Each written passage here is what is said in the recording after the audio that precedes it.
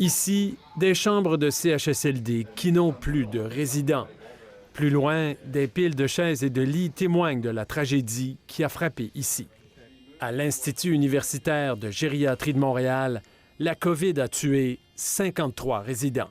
On avait plusieurs lits de libres suite à la pandémie et on a pris des décisions très, très rapides. La plus importante, réaménager complètement l'édifice. Donc, cette grande chambre-là à 4 patients a été transformée en 2 chambres individuelles, donc avec installation de cloisons. Créer des chambres individuelles va diminuer de moitié le nombre de résidents sur cet étage. La COVID force le réseau à rénover pour limiter la propagation. Les chambres à 4, on en avait. Puis si tu as une chambre à 4 puis il y en a un qui est positif, c'est sûr, ou presque, que les 3 autres vont l'être. Le gériatre David Lucier a lui-même attrapé la COVID au début de la pandémie. Il constate que cette lutte a marqué plusieurs des employés des CHSLD frappés. Un sentiment d'impuissance, puis je dirais aussi un sentiment un peu de culpabilité, de ne pas avoir pu trouver une façon d'éviter ça, qu'est-ce que j'aurais pu faire autrement. L'établissement doit donc aider les employés à prendre soin d'eux-mêmes. Donc le brasseur, ça indiquait que oui, je suis là pour vous.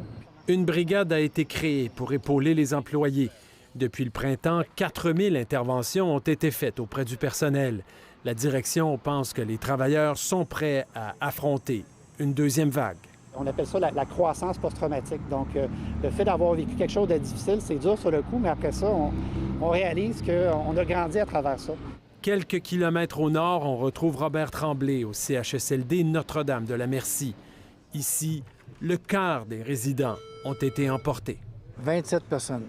Sur mon étage, 27 personnes qui sont décédées. Des très, très, très, très bonnes amies.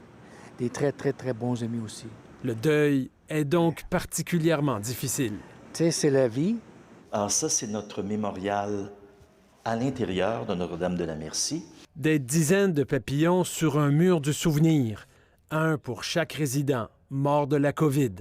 Et ici, comme dans plusieurs CHSLD touchés, la tragédie a fait naître un élan de solidarité.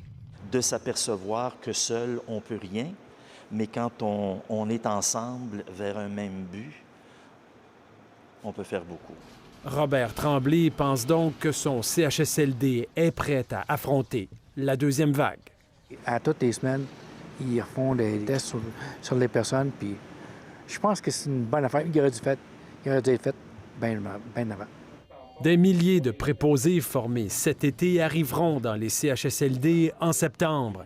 Et partout, les mesures d'hygiène ont été resserrées. On a tous les équipements de protection qu'on a besoin. On est en mesure, on a une capacité de dépistage aussi qu'on n'avait pas lors du début de la première vague. Donc, on n'est pas du tout à la même place. Ici David Gentile, Radio-Canada, Montréal.